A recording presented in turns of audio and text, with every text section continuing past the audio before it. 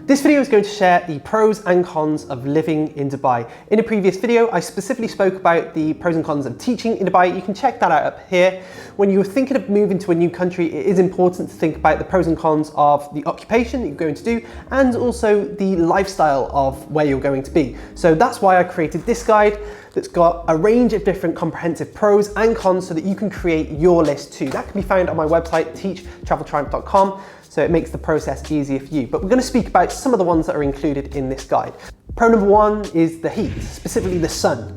When you walk out from work and you're hit by the sun, it's an immediate vitamin D boost, it's an immediate serotonin boost, and having that sunny environment around, just generally for me, makes me a little bit happier.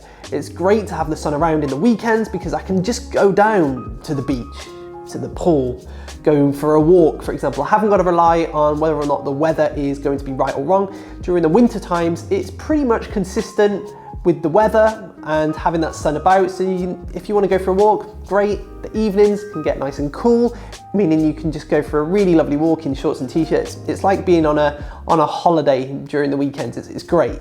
On the flip side then, during the summer, it can get extremely hot. So that con there is the heat too, believe it or not.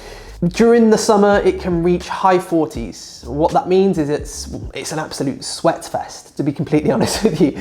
You're going from AC to AC to AC. You end up going from the air conditioning from your apartment, then going to the mall, air conditioned, and then it can be a little bit challenging to get that vitamin D boost. Believe it or not, there is actually a vitamin D deficiency out here in the UAE, especially during the summertime, because people don't go outside so much. You're not going to go on a long walk when it is those extreme temperatures because it can be quite challenging. At the same time then, you've also got the apartments. Some of the apartments can get really challenged during that hot weather and the AC can have some problem.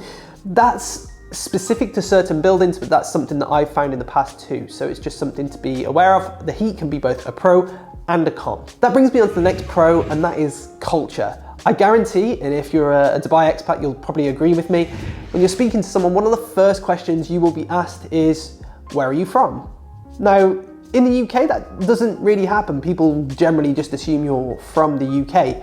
However, here, because everyone's from all different sides of the world and expats make up a really high percentage of the community here in the UAE, people from all around the world come here. You've got people from India and Pakistan who come and bring their culture too, which is really brilliant. And it's been amazing to learn about all sorts of different cultures, language, and those sorts of things too. On the flip side then, culture can also be a little bit of a con. I found that patience is a bit of a virtue out here because there is a bit of a language barrier. The next pro is the amount of things to do. This place, Dubai specifically, is insane when it comes to things to do. You've got an absolute plethora of different activities that you can do during the weekend, after work, during the holidays.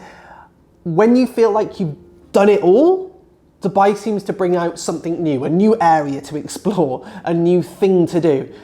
I've never had that feeling of, oh, I've done it all now, which I have in my hometown. There's an abundance of different activities to do and it's absolutely brilliant. You know, you can, like I said, go down to the beach, you can go for a bike ride, all those simple things, but at the same time, you can go skydiving, you can go to a water park, you can go to all sorts of different theme parks. There's an insane amount of malls just in this small concentrated area. So there's absolutely loads to do. The con on that is kind of like the lack of natural greenery. Coming from the UK where it's natural and there's an abundance of greenery, there is a slight lack out here as to be expected in the desert, don't get me wrong. With Dubai Vision 2040, which is the way that the UAE is going to be going over the next 20 years or so, you may find that there is an increase in the amount of greenery as that is one of the aims. So generally though, there's not too many natural greenery areas. There are parks and things like that, but again, that's just something that I miss and something perhaps to consider if that is your thing. The next pro is the UAE is a travel hotspot. As you may know, Emirates is a huge global airline, which gives you the opportunity to travel to an insane amount of places in the world. Here in the UAE, it's quite a central area, so you can go to a range of different places. For example, places that I've not had a chance to go to before, Sri Lanka, Jordan, Oman, within a really short amount of time. That is something that I wouldn't have had the chance to in the UK, and it would have been quite an expensive and lengthy flight. That brings me on to a little bit of a con. Although Emirates is an amazing global airline, it can be a little bit expensive, as to be expected with quite a luxurious airline. Now, what I find is that you do have companies like Fly Dubai and some other airlines that are related to the other countries and their local area. I do find that you don't get many budget flights. Coming from the UK, you've got the likes of, like, I don't know, EasyJet, Ryanair, and you'll get all these really cheap flights for like £20, which is 100 dirham. You don't really get that out here, and generally when it comes to the holidays, the cheapest flights that I'll find is around 1,000 dirham, which is £200. So it's just that flip side of things that yes, you are an amazing area and you can go and travel to all these different places, but you're gonna have to pay for it. Let's get the obvious thing out of the way, and that is tax-free income. That's brilliant because you do have more of a disposable income at the end of the day, and it's really good because you know the income that you're earning is the income that goes into your pocket. You don't have to think about things like tax. The con there is that you do get taxed in other ways. You know, you're in a country that is quite expensive, and as a result, you're not going to be paying X amount for your groceries, you're going to be paying that a little bit higher. I also find that there's things like knowledge fees that come attached to all sorts of different admin and things like that. So you do get taxed in different ways. Although it's not specifically tax, it's just something that you need to account for when you're living in a more expensive place. The next pro is security. I've never been to a country that has felt more secure, both at night and walking around. This country recently won an award or some sort of vote for the most safe country in the world. I'll leave a little flash to the article that's on the screen now.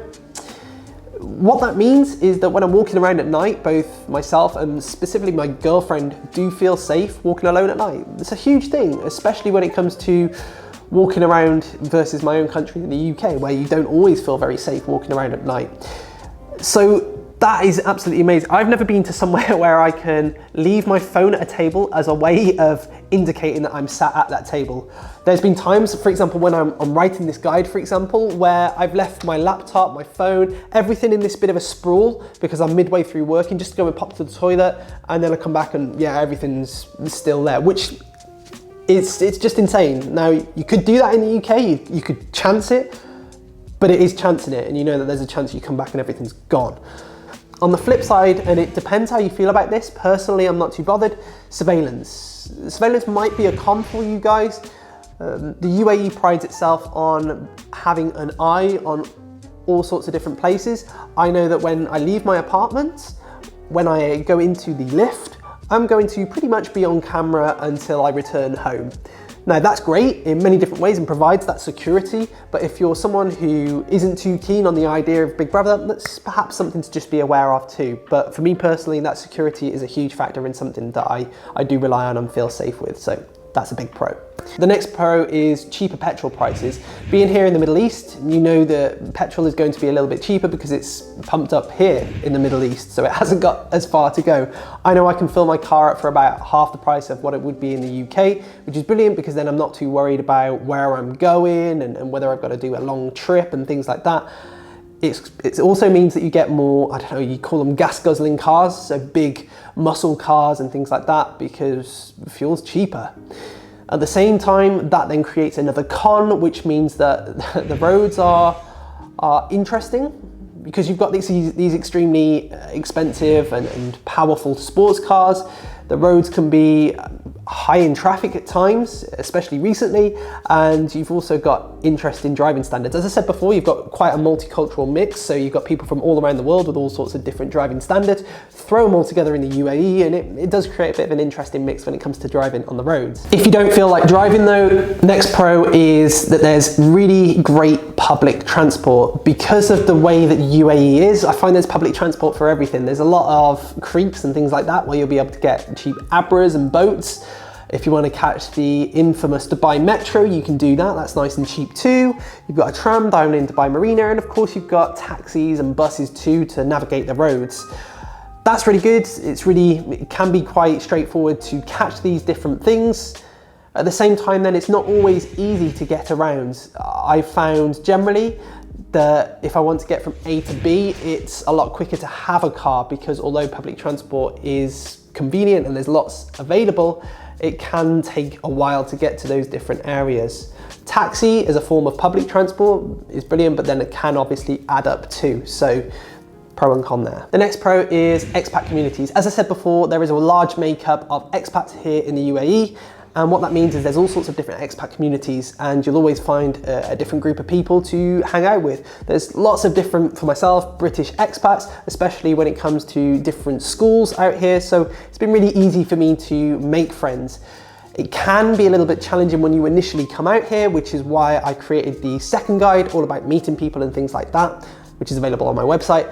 And then, yeah, it's just great because you've got lots of expats available, especially when you compare it to other areas in the world where perhaps those expat communities aren't so easy to access. The last con then, on the flip side, is missing family. This one's always an obvious one, but when you move halfway around, it's not halfway around the world, but when you move to an area away from your family, you're gonna miss them. And yeah, it's only 6 hours flight to return, so it makes it easy to get back in December and the summer.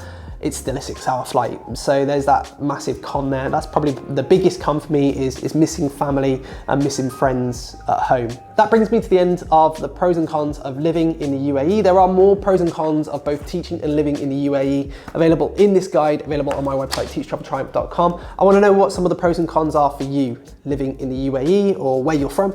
Let me know down in the comments section. If you haven't had a chance to like the video, a lot of effort goes into them. It takes a second to like it, but it's really appreciated. And check the subscribe box if you haven't yet subscribed to see further videos. I'm gonna make all sorts of different videos about living, teaching, misconceptions of being here in Dubai. Feel free to subscribe, it's free, and you can always unsubscribe after. I hope you've enjoyed the video. If you have, I'll see you in the next one. Until then, I'm out.